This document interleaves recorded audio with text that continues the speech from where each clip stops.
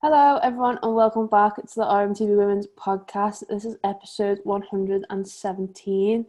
Just me and Amy again today, the usual duo. How are we on this Tuesday lunchtime? Lovely. She's How are saying you? sarcasm. I know. We've just been having a deep conversation about life, so For like a good life. I need to get back in the zone. It's 12:30 now, and we went on Zoom at 5 past, so that shows how deep the conversation went. So yeah, it's so nice though. We're in the flow of having a chat now, so probably a good thing. A couple of things to discuss on today's podcast. Obviously, there was no game at the weekend for Liverpool, so that wouldn't be nothing to talk about there. But for Liverpool, Rylee Foster, our lovely young goalkeeper, was called up to the senior Canada team yesterday, I think it was. What a good time. I know, like, I'd be absolutely buzzing. Like, imagine being, like, she's like our age, isn't she? Maybe a year older, and, like, getting your first senior call up, like, to your national team must be an unbelievable feeling. Like, especially after, like, there's not actually being that much football recently. Yeah. It's, like, hard to sort of show what you're doing, what you're good at. Yeah, and especially, I think, because obviously, like, Rachel Laws is our, like, number one. And then she's played like a couple of games, like at the beginning of the season in the cups, and then a couple, I think 1 or 2 in the league maybe. But yeah, like you said, there's not really been like a patch of games where she's been like, this is what I can do. But I suppose it's. I think that United game in itself was just enough. Oh yeah, like there was United and then the City one that she played as well. Like those, like 2 incredible performances from her. Like. Amazing, like that. If you think, it's weird to think, because it was a year since she signed the other day for Liverpool, and but it was weird to think that she didn't actually make a competitive debut for Liverpool until this season, even though she signed last season. Like that Man United game in the cup was her first competitive start for Liverpool. Yeah, it's almost like, what? Like how have you gone like almost a year without? But obviously, you know, the pandemic didn't exactly help her. Also, I think we had quite a lot of, especially last season, we obviously had Anke Price, who was our like first, and then Kitching as our second, and then it was Foster. So it's kind of like the situation that it is now. If we're talking about Eleanor Heaps, it's kind of like that. Yeah, that's true. I think it would have been extremely difficult for her to get in ahead of both of those goalkeepers. But I mean, now she's the second choice now, isn't she? Yeah. And I actually genuinely really, really rate her as a goalkeeper. That display against United, you know, when Tobin Heath had that early chance and she was just like, nope. She was like, absolutely not. Nope. Yeah, and you were like, oh, sound. Like, that, love that. It set the tone, really. But yeah, I'm chuffed for her.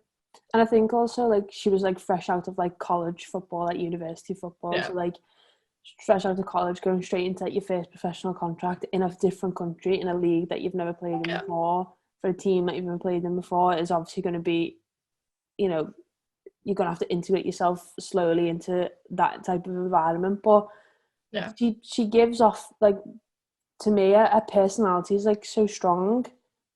Oh, like, 100%. I think one thing that's been really nice to see, with us being allowed at games, which like we're very lucky to have been this season, obviously because there's no fans, there's not a lot of noise, all you can hear all game is Rylee Foster from the bench all the time. She's constantly shouting, she's constantly giving encouragement, and that's like really nice to see from like a young player's perspective, because she is a young player in this squad, and yet she's the one who's always given you know, the little bit of motivation on the pitch and off the pitch as well. And, you know, like the last game, Laws went down injured, and it looked like a serious injury at first, and she was off the bench like a shot, warming up straight into it. Like she didn't have to be told almost. It was almost like just a natural reaction. And like for a young player, that's like really good. Like she's got her head on her shoulders. Like she's not here just to get some experience and try and move up, you know, to a different team or whatever. Like she's here to play for Liverpool, which is what you want from a goalkeeper. Yeah, 100%. I also think, obviously, playing into the fact that she's also a fan, I think the tattoo slightly gives that away.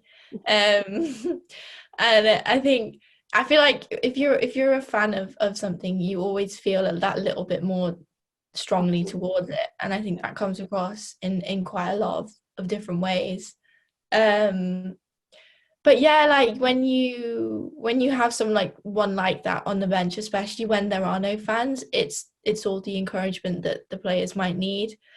And she's just such a team player. I think you can tell, just in the way that she interacts with people over social media as well. Obviously, the what you see. Obviously, I think there's a lot more behind closed doors from her personality wise that we can't see, but we kind of see a lot anyways from different sort of views of it. I think it would be nice to see more games from her, because I think she's definitely capable, and I think she'd want to test herself as well. And especially while we're in the championship, I think that'd be really good experience for her.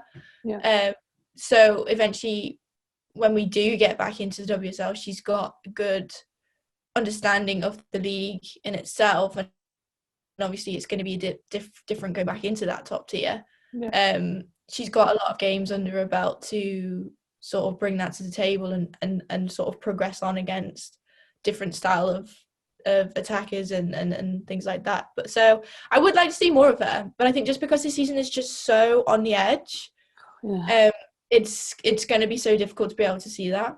Yeah, and especially because we've got like no other cup competitions as well. Like they were the moments for her to come in, because you always rotate your goalkeepers when it comes to cup. So like she obviously came into those games and performed very well, but then didn't really get another opportunity after that either, which was a shame. But yeah, she seems to have, like you said, big personality in the squads. She fits herself right in. I think she is a bit of a fan favourite as well in terms of what she does do on social media. And obviously, like you said, with her being a Liverpool fan, you'd almost relate to it a little bit more as a player, rather than, just like being so focused on her in a team. Well, people did very well on the quiz that you did. Yeah, you did. Yeah. I was like, oh, who do I go for? I don't really know. Like, I was trying to remember who we'd already done, and I was like, I haven't done Rylee Foster, let's do it. Because I was like, that might throw people off a little bit, because you might not actually know that much about her, because it's not like you can say, oh, what, like, oh, the WSL team is she play for, what the championship team, like, I was like, oh, they won't get at university, and everyone like pulled it out the bag. I was like, bloody hell, like, you need to make them harder. I know. I tried to find like a full-on fact file and everything, and I was like, right, these won't get these. This will be a good one. But yeah, everyone did really well there. But yeah, excited for Rylee Foster's future. Hopefully, obviously be called up to the Canada national team and be big for her, and hopefully she gets some game time for them as well, which would be nice. Even the experience, I think, in itself will be massive. It'll be massive for her. So yeah, wish her all the luck with that. Second bit of news that we want to talk about. I seen it this morning. It was reported from Tom Gary from the Telegraph Sport. Women's football inequalities will only grow, with lower tiers likely to have season voided. So obviously last season, when the first lockdown was put in place and no one really knew what was going on sporting wise, obviously a lot of the lower leagues were pretty much straight off the bat voided, and then obviously there's the waiting game of the top leagues, what will happen there. But an FA survey seen by Telegraph Sport reveals growing calls from clubs in tiers 3 to 6 in the women's game to end the season immediately, which is, when I first read that, I was like, oh, like, is that like what kind of effect will that have on teams? Because obviously there was a lot of uproar when it first happened last season. I think obviously it wasn't the team's decision, it was FA's decision. But this year, obviously they're consulting with teams, and a lot of them have said yes, I think, to the season being voided, more so probably just because they can't maybe afford to just get things back up and running again, or maybe just to keep things going. The Football Association has contacted all clubs in tiers 3 to 6 of the women's game So it's from the Women's National League to regional divisions last week to seek their views on the next steps for the current campaign. They've got until the 29th of January to give their opinions, so they've got 3 more days left. But it seems almost likely that those divisions are going to be voided for the remainder of this season, doesn't it? Yeah, it does, which is such a shame because I guess it kind of makes the gap between the 2 leagues that are continuing and the rest that even bigger, because you're missing out on quite a big chunk of the season of player development and things like that. It's just so sad, and the worst thing about it, it's not even in people's control. It's just like the current situation. It's nothing anyone's actually done. Yeah. Which I think is the worst thing. I think so many clubs have suffered recently because of fans not being there. That's sometimes their only source of money coming in, and then obviously they can progress further with whatever they bring in. But it's just super sad, but that kind of feels like the only option, because at the end of the day, you don't want to be putting people at risk, do you? And, No. and you're traveling in throughout different areas when you play against different teams and leagues. So I think because people are in the Championship and the WSL are able to constantly test and then race and then isolate, you've got enough players to be able to isolate and still, well, sometimes not play on, but like in some cases you are. If two players go down, in the WSL, you're more than likely to have enough players to carry on. Maybe not in Birmingham's case, that seems to be an issue. But like majority, you would be okay. But it's just super difficult, and it's really, really sad. Think of all the people that use football as an escape and as a hobby for them, and then to just have it completely be like, no, sorry, can't carry on. Yeah, it's really sad, but I don't really see it coming out any other way, to be honest. No. Which is even worse. Yeah, it's kind of almost like you think about the clubs who aren't sort of affiliated with the men's teams as well. So obviously you've got like Southampton women are in the Women's National League. They're affiliated with Southampton men. I think it only happened recently. So they can almost, it's almost a little bit easier for them to, they're going to be there next season type thing. Whereas, there'll be other clubs in that league who aren't affiliated to men's teams or don't have funding or capacity to be able to do all these stuff that needs to be done, that you kind of almost feel sorry for, especially for it to happen like 2 seasons in a row. Like, I think Southampton women last season were top of the league, but then obviously there was no promotion or relegation because it was voided, so they couldn't go up. Again, the top of the league so far this season, I'm pretty sure. So again, if it's voided, they don't go up. So that's almost halting the development of a team and a club rather than just that one season, which is almost which is I think what this article and what the headline's alluding to is that, it's gonna really affect the growth of the game. We had this big hype the year the World Cup, the growth of it, the amount of people who watched the World Cup, that tuned in, who took something from it. And then there's almost been a standstill of 2 years. Don't get it wrong, the women's game has grown, but it's grown in the top leagues. It hasn't allowed, not throughout, yeah, it hasn't allowed the lower divisions or girls coming up through academies to grow, because again, academies were stopped for so long. That's halting the progression of young girls wanting to play football. So it's sort of like you're not going to know what's going to happen in the next 5 years now. Like, you sort of had like a steady progression of in your head what was going to happen, but now you're almost like, well, who knows what's going to happen, because are we going to be in this for another year? We didn't think this time, obviously this time last year we didn't really have that much of a clue, but come like March, April, you didn't think a year on that you're going to still be in the same position that you were. And I'm pretty sure, those teams didn't think they'd have to, go through another voided season. So it's going to be interesting to see what kind of happens with it all, and how moving forward it's going to affect all of them, because it'll be huge.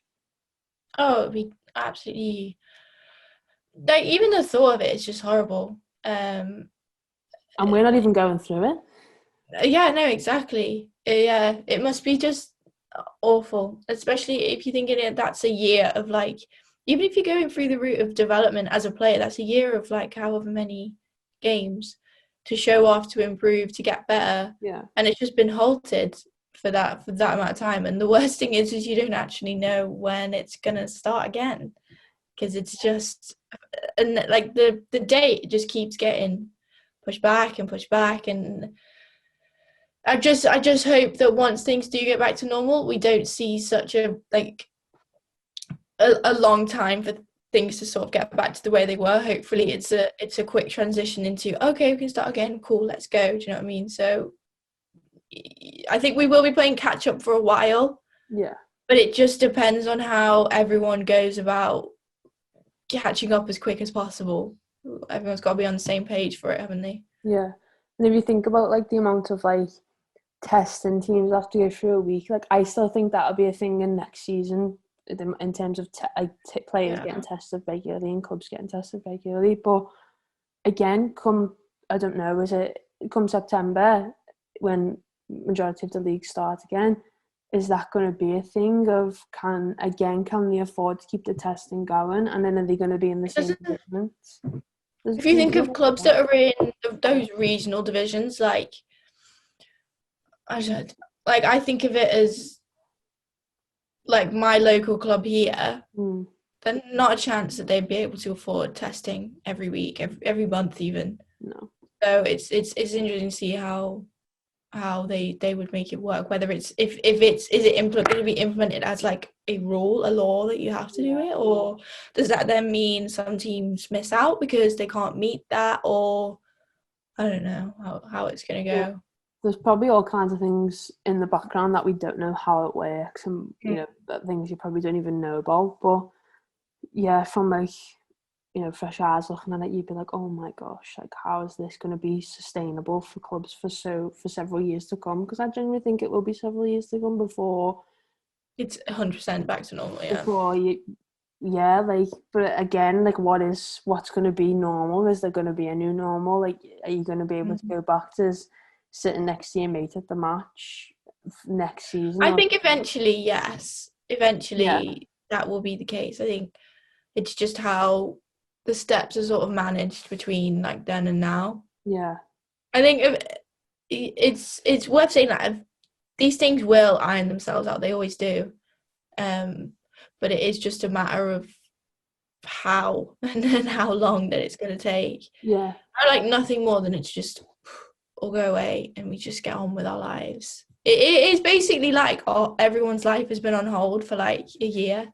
Yeah, like, we were on FaceTime last night, we were having a conversation, we were like, oh, do you remember we did that last year? And then we're like, wait, no, it wasn't last year, it was, like, the year before. Or even the most scarier thought is that we entered the pandemic as 20-year-olds and we are now 23 next year. Yeah, I was like, wait, so, like, we're going to be 22, like, when this pandemic's, like so we will have been 21 for the whole of the pandemic. Yeah, pretty much. And so you kind of just like, okay, like, I think mentally, like, last night it was hard. It was hard to get my head around that. I was like, wait, what? So if the pandemic goes on past, I'll say August, so that it's both of us. Yeah. If it goes past August, we will have entered the pandemic at 20 and come out of it at 22. So that's fun. I might have to be Taylor Swift year in lockdown. I can't. No. Can't do it. It will all get back to normal eventually, I believe. Good vibes. Take it into the universe, good vibes into the universe, and it will happen. It will come. But yeah, let us know if you've entered lockdown or the yeah, how your demographics have worked. Yeah, and you know, if you're a certain age when you entered, and how old you're going to be when you come out, because that's just going to be like,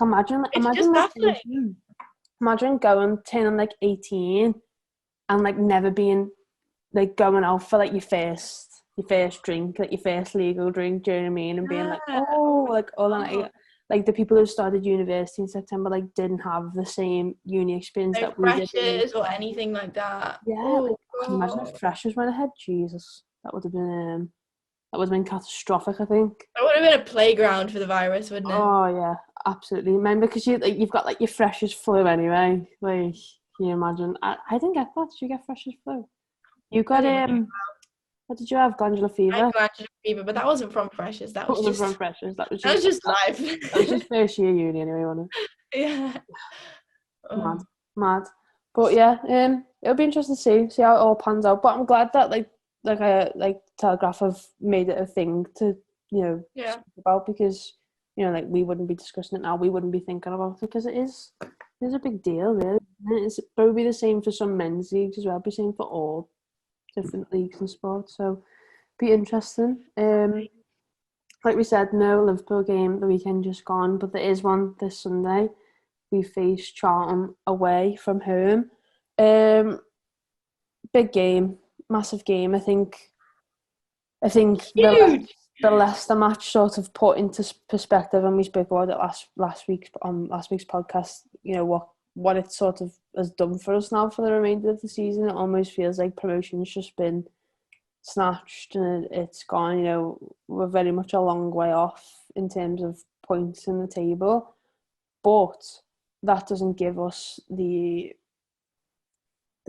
opportunity to be like, nah, it's done now, like we're not getting promoted. Like, no, you need to be going into these remaining games, winning them all, and then potentially seeing where you are at the end of the season, because yeah, that's got to be the mentality, hasn't it? You can't go into all these games going like, well, what else have I got to play for? Because it's just not the way to go about it, is it? Look, there is still a chance, don't get me wrong, miracles do happen, and there is still a chance. I feel like a lot of people spoke to us online after we posted that video, basically like, why are you all being so Debbie Downer about it?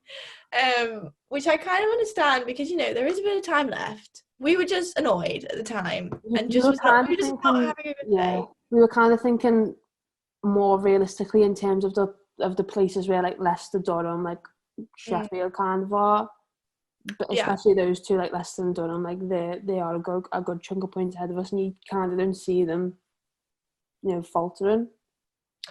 No, but it could happen. You never know. I feel like this weekend is kind of really essential. You have to win this game. There is no doubt about it. You have to win this game, otherwise.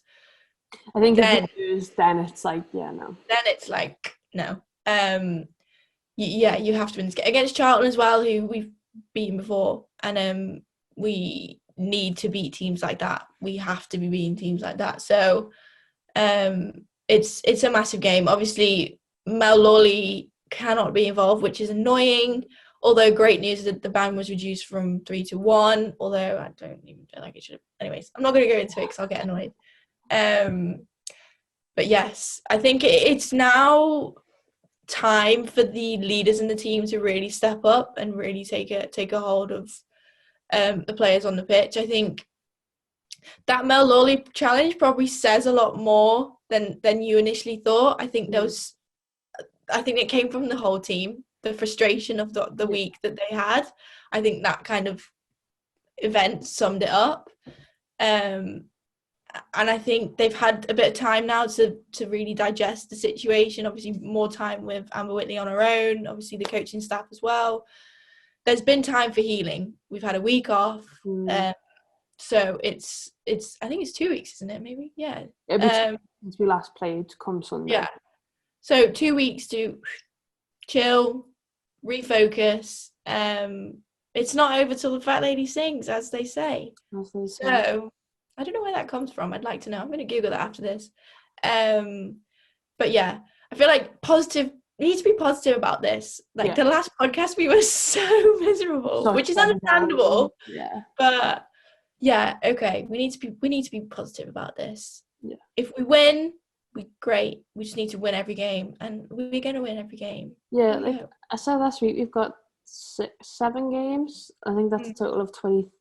If my maths is right, 23 points or 24 points. So, you can still get a substantial amount of points and you can still, get that gap down between the teams. Like, Leicester, Durham could go and lose every game of the remainder of the season. Like, you just don't know what's going to happen. Like, could be somebody who comes out flying and wins it or the whole thing, and you're like, where have you come from? Like, you just never know what's going to happen. So, yeah, fingers crossed that, I think if depending on results and what happens, I think our aim will be to finish as high as we possibly can now. I think I seen someone comment on Instagram last week that through like projection of like points per game, the highest we can finish is third. So, I think if the players don't have promotion on their minds anymore, which these still should, it's, like you said, it can still happen. I think it will just be the aim is to finish as high as we possibly can.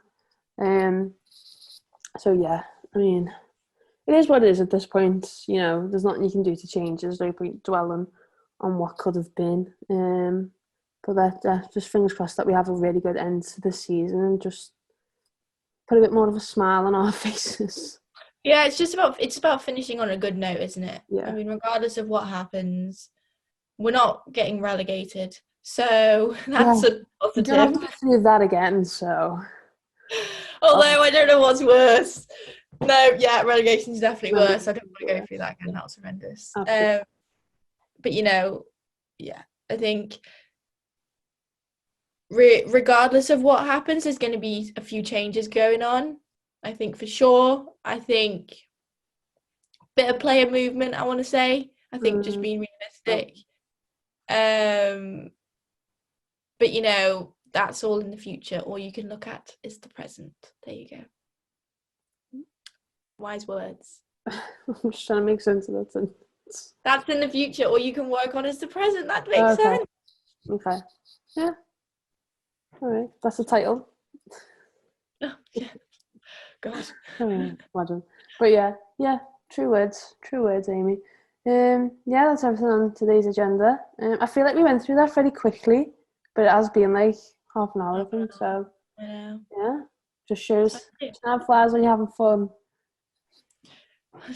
Also, I just want to point out that me and Amy worked out how we can do walkie-talkie via our Apple Watches. Oh God, it's been going off all day. We absolutely love it. It's so bizarre. Like, I don't understand how it works. I don't understand how the connection is there between the watches, but it's there, and we're loving it. So, that's our new form of communication. Just thought I'd tell you all. We enjoyed it. We did very much so. Very much enjoyed it at 10:30 last night. It was great. It was. Yeah. And we used it again this morning. We did. It's really strange. Like, I don't know. I don't understand why you would not just call someone. Yeah. Fun, innit? Spices it up a bit. Aye. But yeah, thank you very much for watching today's podcast. Let us know all your thoughts in the comments section below. There'll be obviously a load of post-match stuff over the weekend, so keep your eyes peeled for that. But yeah, thanks very much for watching. Remember to like the video, comment, subscribe to the channel, and we'll see you all next time with a new video. Bye.